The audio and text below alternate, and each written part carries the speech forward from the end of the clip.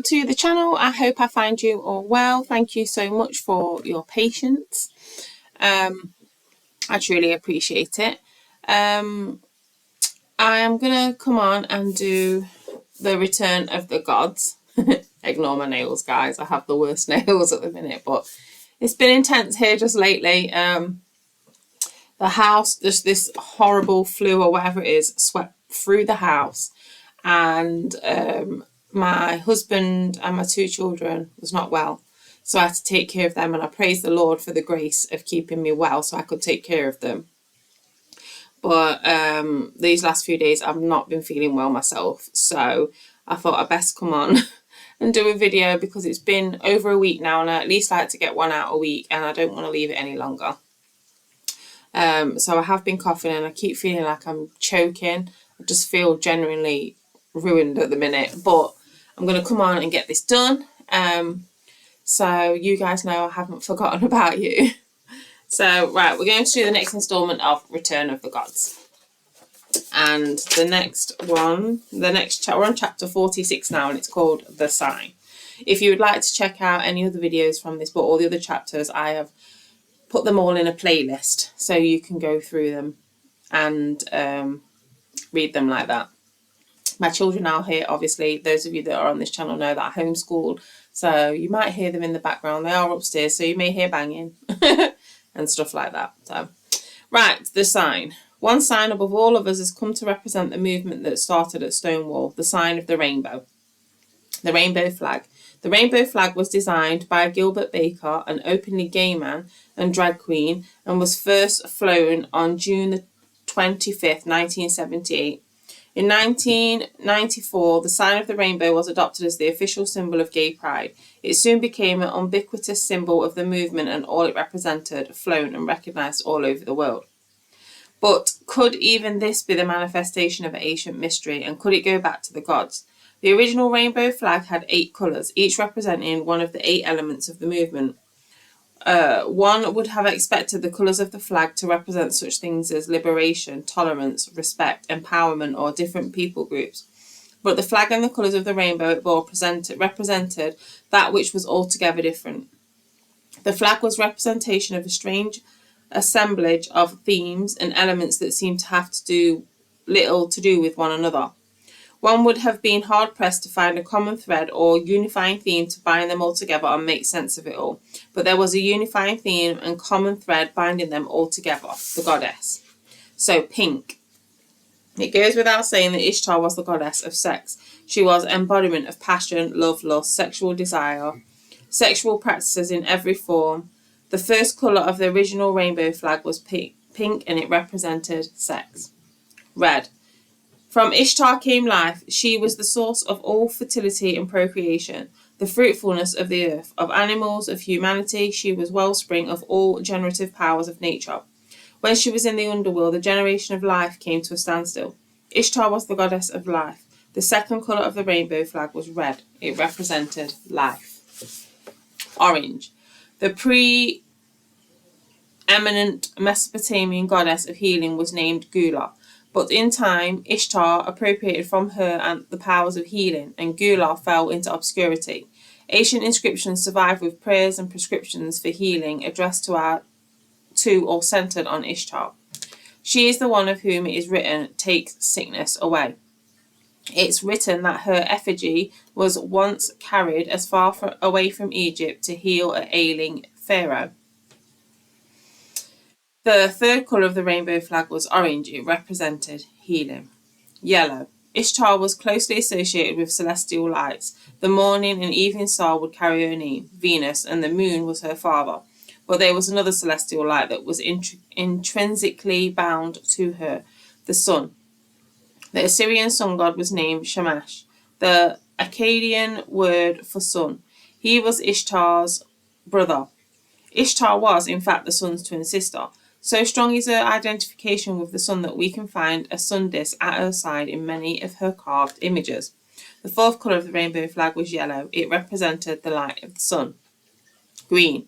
Ishtar was, as were many of the pagan gods, an embodiment of nature.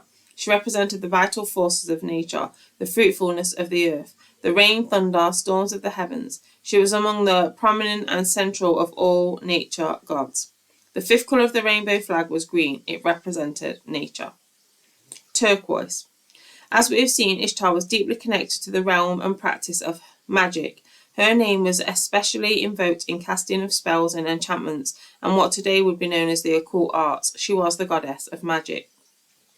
The sixth colour of the rainbow flag was turquoise, and it represented magic.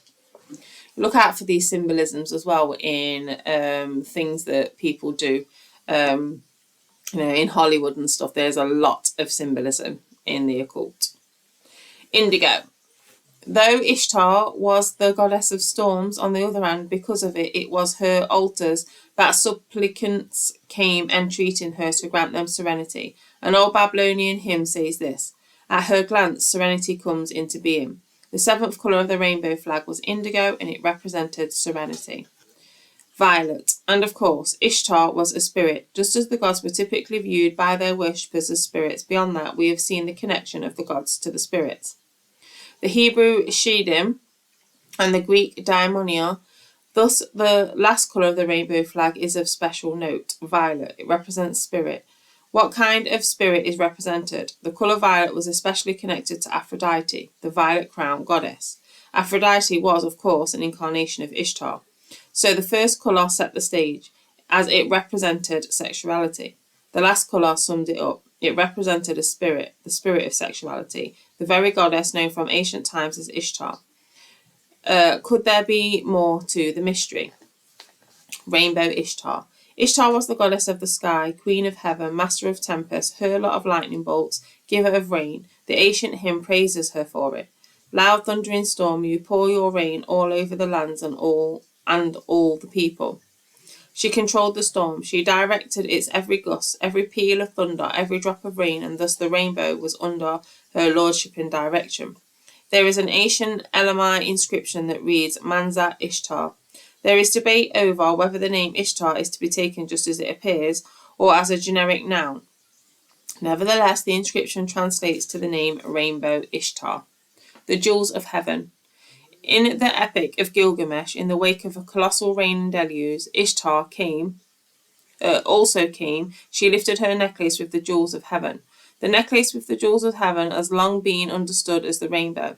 So in the aftermath of the storm, the goddess lifts up the rainbow into the sky. Thus Ishtar has been credited as the creator of the rainbow. The goddess with rainbow eyes. Then there is the strange description of the goddess as contained in an ancient Babylonian hymn of her praise. Her eyes were multicoloured and iridescent. The eyes of the goddess are of multiple colours like the colours of the rainbow. The ancient word is translated as iridescent. Iridescent comes from Latin root iris, which means rainbow. Iris is also the name of the Roman goddess of the rainbow. Thus the eyes of Ishtar are like rainbows. As a rainbow. And then there is a myth of the goddess and the gardener. A gardener plants a tree under which the goddess lies down and falls asleep. While the goddess is asleep, the gardener rapes her. When she awakes and realizes what has been done to her, she flies into a rage and begins sending down plagues on the earth. She then goes to her father to seek his help. He tells her where the gardener is hiding. She sets out to find him. How she sets out on her mission of vengeance is striking. She stretched herself like a rainbow across the sky and reached thereby as far as the earth. So in order to accomplish her mission against the one who violated her, the goddess stretches herself like a rainbow across the sky. The goddess becomes as the rainbow. The rainbow becomes her mode of action and being. It became the means by which she executed her will. Ishtar is considered the first of the gods for whom we have written evidence. Her connection to the rainbow is most ancient, long preceding that of the Greek goddess Iris and others. She was joined to the rainbow from the very start, from the dawn of recorded history and mythology. The sign. So what would happen if the goddess returned? Would the rainbow also return as a sign of her power? It would, and it has.